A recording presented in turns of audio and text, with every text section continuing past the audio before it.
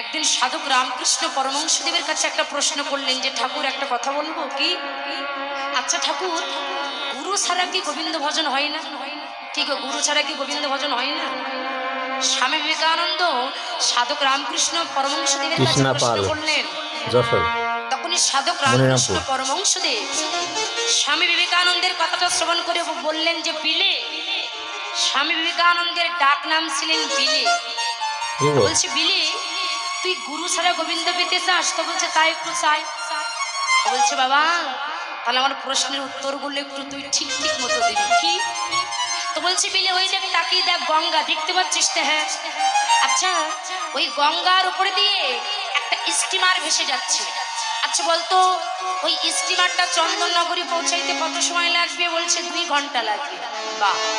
আচ্ছা বিলে, এবার তাকিয়ে দেখ, ওই স্টিমারের পিছনে একটা ছোট্ট ডিঙি নৌকা ভেসে যাচ্ছে। আচ্ছা বলতো, ওই ছোট্ট ডিঙি নৌকাটা চন্দননগরে পৌঁছাইতে কত সময় লাগবে? বলছে 10 ঘন্টা লাগবে। তো বলছে বিলে, এবার বলতো, ওই স্টিমারের পিছনে একটা রশি দিয়ে, রশি চেনেন তো?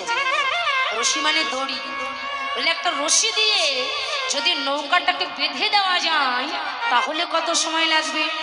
বলছে ঠাকুর, এই জন্য না লোকে তোমাকে পাগল বলে। বলে কেন?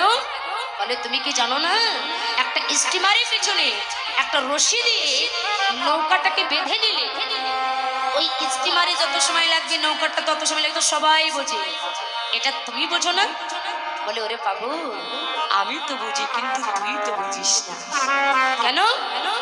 একটা স্টিমারের পিছনে একটা রশি দিয়ে নৌকাটাকে বেঁধে দিলে স্টিমারি গতিতে নৌকা যেমন ঘাটে পৌঁছায় যায়, ঠিক তেমনি এই জগতে গুরুর দেহ হচ্ছে ভজনযোগ্য দেহ, আর শিষ্যের দেহটা হচ্ছে ভক্তিহীন দেহ। তাই ভজনযোগ্য গুরুর চরণে যদি শিষ্য ভক্তিহীন দেহটা ভক্তিরূপ রজ্জু দিয়ে বেঁধে দেওয়া যায়, নিতাই গৌর হরিবোল বলে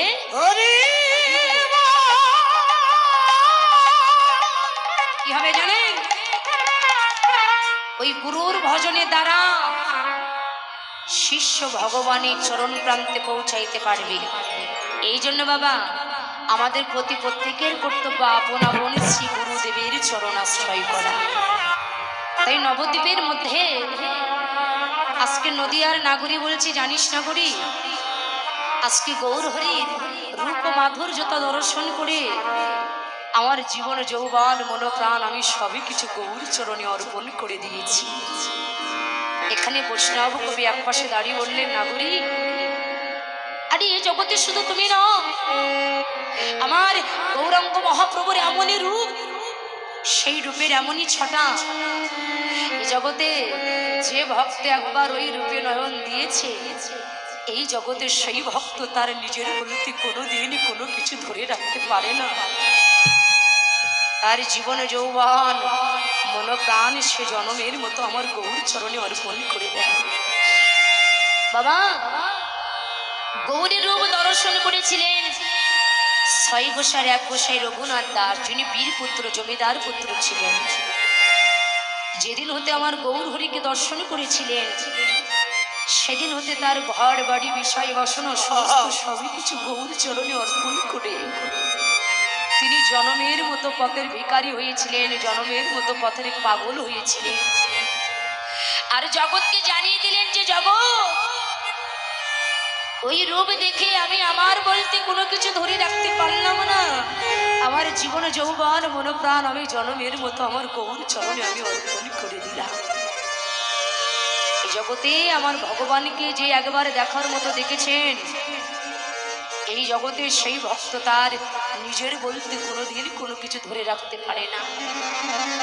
দেখুন বাবা, নবদ্বীপের মধ্যে গৌর হরির রূপ দর্শন করেছিলেন বধূমাতা বিষ্ণুপ্রিয়া। বিষ্ণুপ্রিয়ার এক সখী, যার নাম হলো কাঞ্চনা। কাঞ্চনা বলছে যে আমি তুলনা দিতে পারি। আর বিষ্ণুপ্রিয়া বললেন যে জগতে কোনো বস্তুর সাথে আমার গৌর রূপের তুলনা হবে না। আপনারা এই যে বধূমাতা বিষ্ণুপ্রিয়া, বিষ্ণুপ্রিয়ার কথা শুনেছেন? এই ইতিহাসে বিষ্ণু পিয়ার মতো নারী চরিত্র মহিলা আপনারা একটাও খুঁজে পাবেন না। আপনি যে গ্রন্থ যাই কিছু দেখুন না কেন, বিষ্ণু পিয়ার মতো নারী চরিত্র মহিলা আপনারা একটাও খুঁজে পাবেন না। আপনারা জানেন, যখন গৌরাঙ্গ মহাপ্রভু বিষ্ণু পিয়াকে ছেড়ে যখন সন্ন্যায় ধর্ম গ্রহণ করেছিলেন, তখন গৌর হরির বয়স ছিল মাত্র 24 বছর। আর গৌর হরি যখন বিষ্ণু পিয়াকে ছেড়েছিল চলে গিয়েছিলেন, তখন বিষ্ণু পিয়ার বয়স ছিল মাত্র 14 বছর। এই 14 বছরের মেয়েটি কি করতো জানেন? প্রতিদিন হাতে একটা করে যে ধান চেনেন, ধান, ওই ধানের ওই খোসাটা ছাড়িয়ে যে আতপ চালটা বাহির হয়, ওই আতপ চালটা বাহির করে ওর উপরে 16 নাম 32 করে জপ করে এক ধারে রাখবে। আবার একটা ধান নেবে, ওর খোসাটা ছাড়িয়ে ওই আতপ চালের উপরে 16 নাম 32 করে জপ করে এক ধারে রাখবে। বাবা, এমন ভাবে সকাল থেকে সন্ধ্যা পর্যন্ত যে কয়টা টন্ডুল হয়, সেই কয়টা টন্ডুল ওই গঙ্গার জলে হব্বিষে রন্ধন করে মহাপ্রভুর নামে ভোগ নিবেদন করে সেই নিবেদিত প্রসাদে সেবা করতেন বিষ্ণু পিয়ার মতো একটা কচি মেয়ে। গৌরাঙ্গ মহাপ্রভু যখন তাকে ছেড়ে চলে গিয়েছিলেন, একবার এসেছিলেন অদ্বৈতের গৃহে। নিত্যানন্দ বলছে, নিমাই তুই তো জানিস না, তুই এই নবদ্বীপে ছেড়ে চলে গেছিস বলে সকল ভক্ত কাঁদতে কাঁদতে পাগল হয়ে গেছে।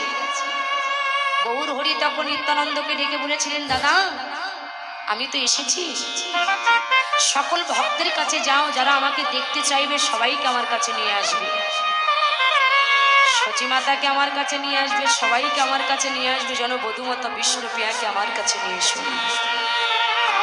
নিত্যানন্দজি সচিমাতাকে ডেকে বলছো, মা ভাই নিমাই এসেছে, নিমাইকে দেখতে যাবে না, তাড়াতাড়ি গুছিয়ে নাও। সচিমাতা বিষ্ণু পিয়াকে ডেকে বললেন, বৌমা আমার নিমাই এসেছে, নিমাইকে দেখতে যাবে না, তাড়াতাড়ি গুছিয়ে নাও। এমন সময় নিত্যানন্দ প্রভু আর বলতে পারছে না যে মা, ভাই নিমাই না সবাইকে যেতে বলেছি, কিন্তু বধূমাতা বিষ্ণু পিয়াকে যেতে নিষেধ করেছি। বিষ্ণু পিয়া আছাড়ি খেয়ে মাটিতে লুটিয়ে পড়ে নয়ন জলে কাঁদতে কাঁদতে বলছে, প্রভু তুমি আমাকে আর কত কাঁদাবে বলো? তোমাকে ভালোবেসে আমি শুধু কাঁদতে আছি, তোমাকে ভালোবেসে আমি জীবনে কখনো কোনোদিন সুখ পেলাম না, তোমাকে ভালোবেসে আমি শুধু কাঁদতেই আছি। প্রভু তুমি আমার আর কত কাঁদাবে, আমি আর কাঁদতে চাই না। এমন সময় নবদ্বীপের কিছু নরনারী বিষ্ণুপ্রিয়াকে ডেকে বলছে যে, বিষ্ণুপ্রিয়া তোর মতো হতভাগিনী তো জগতে আর কেউ নয়। বিষ্ণুপ্রিয়া বললেন, বাজে কথা বলবে না, আমার মতো সৌভাগ্যবতী রমণী আর এই জগতে আর কেউ নয়। বলছো রে, তুই যদি সৌভাগ্যবতী রমণী হবি, তাহলে নিমাই সবাইকে যেতে বলেছে, তোকে কেন যেতে নিষেধ করেছে? বধূমাতা বিষ্ণুপ্রিয়া বললেন, গো যে মানুষটাকে দেখতে হাজার মানুষ যাচ্ছে, সেই মানুষটা তো হাজার মানুষের নয়, সেই মানুষটা তো আমার মানুষ। তাই আমার মানুষটাকে দেখতে যদি হাজার মানুষ যায়, আমার মতো সৌভাগ্যবতী রমণী এই জগতে আর কে আছে? তবে আমি যাব না তার কাছে, তাকে আসতে হবে আমার কাছে। কেন জানেন? ভক্ত কিন্তু কোনোদিন ভগবানের কাছে যায় না, ভগবান কিন্তু ছুটে যায় ভক্তের কাছে। কিসের জন্য? একমাত্র ভক্তের ভক্তির টানে, যার ভক্তিটা শক্ত। কেননা শাস্ত্রে বললেন, ভক্তি যার কৃষ্ণ তার সর্বশাস্ত্রে কয়। ভক্তি না থাকলে কৃষ্ণ দেখিলে কি বা হবে? এই যে মন্দিরের ভিতরে ভগবানের মাটির বিগ্রহ আছে, ওই মাটির বিগ্রহ আপনি যদি আপনার অহংকারের নয়ন দিয়ে দর্শন করেন, তাহলে ওটা কিন্তু আপনার কাছে একটা মাটির মূর্তি মনে হবে। আর যদি আপনার ভক্তির নয়ন দিয়ে দর্শন করে, তাহলে নির্ময় মূর্তি তখন চিন্ময় রূপ ধারণ করবে। তাহলে দেখার ভিতরে কত পার্থক্য। ভগবান বললেন, ওগো এ জগতে যদি কোনো ভক্ত তার জীবন যৌবন মনোপ্রাণ আমার চরণে অর্পণ করে দিয়ে ওই ফোঁটা নয়ন অশ্রু আমার চরণে নিবেদন করে যদি একবার ভক্তি দিয়ে কোনো ভক্ত আমায় ডাকার মতো ডাকতে পারে, আমি চির জন্মের মতো সেই ভক্তের কাছে কেনা হয়ে যায়। কেনা মানে কি জানেন? এখানে কেনা শব্দের অর্থ হচ্ছে বিক্রি। ভগবান বললেন, ওগো কোন ভক্ত যদি আমাকে ভক্তি দিয়ে একবার ডাকতে পারে, আমি তার কাছে চির জন্মের মতো বিক্রি হয়ে যায়। শুধু তাই নয়, আমি জগতে সেই ভক্তের কাছে কে না হই, আমি তো তার কাছে বিক্রি হয়ে যাই। আমার ভগবান বললেন, আমি তার কে না হই। এ জগতে কোন ভক্ত যদি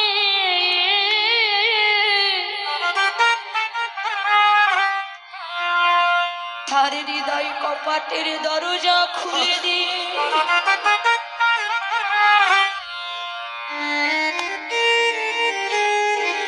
তার জীবন যৌবন মন প্রাণ আমার চরণে অর্পণ করে যদি কোনো ভক্ত একবার আমার ডাকার মতো ডাকতে পারে, ডাকিতে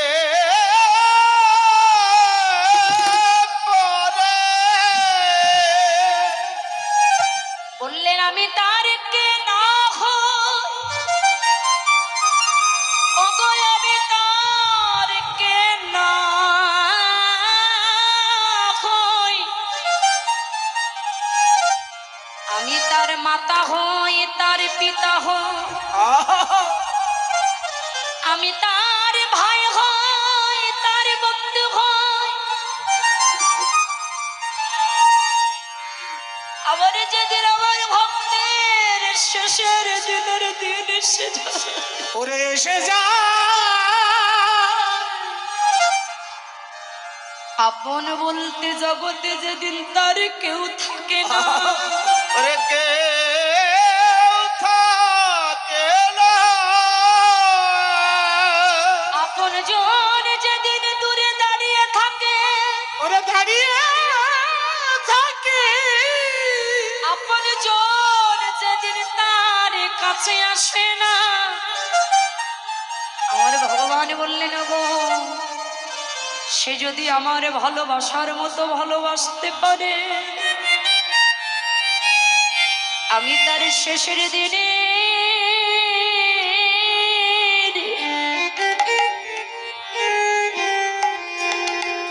শেষের দিনের বান্ধব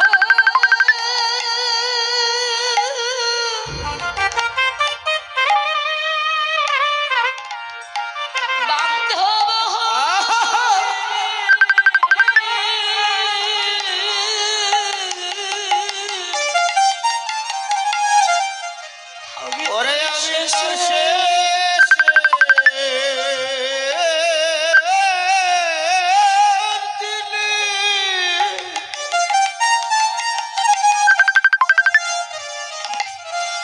তার বান্ধ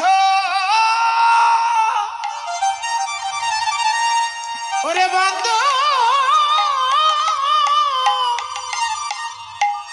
ওরে বান্ধ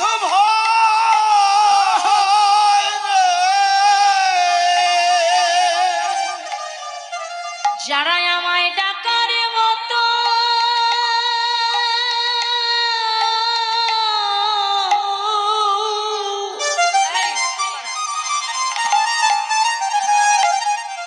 ডাকার মতো ডাকিতে পারে,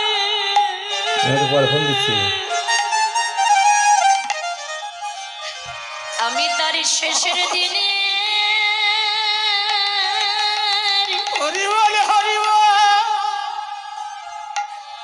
দিনের বান্ধব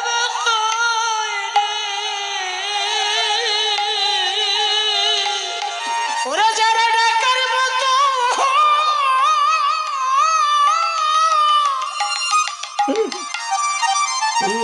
ওরে যারা ডাকার মতো ডাকিতে পারে তার শেষের দিনে আমি বান্দা